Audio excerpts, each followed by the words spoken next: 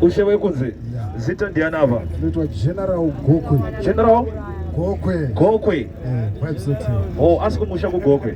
Yeah. Okay. All right, representing Gokwe. Yeah. All right, King David.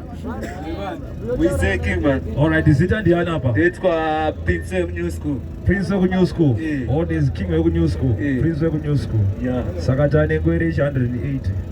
Aiwa dziri kuwanda. All right, ngatirange hapa Tony.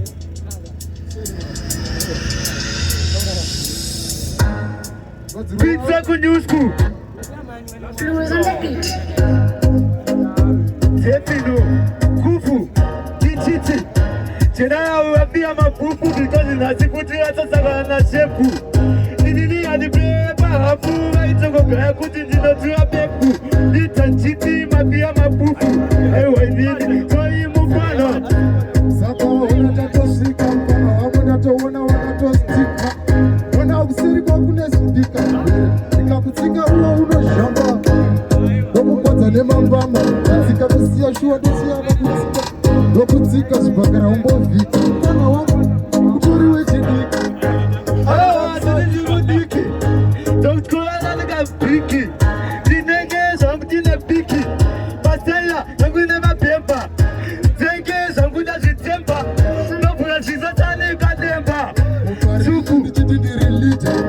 Abanjo inene ndichirita. Ungejongwenda kutokukuritsa kunyango kada kutaya kuda kutondirikayo uparini ndichitindirilita.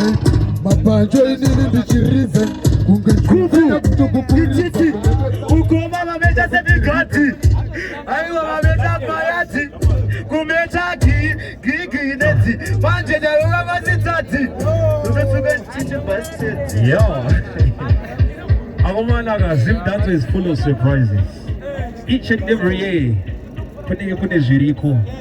Umano yakapfeka, ameno zvakapfeka, umano yakaita. But nasi ndikuona ameno waene huku.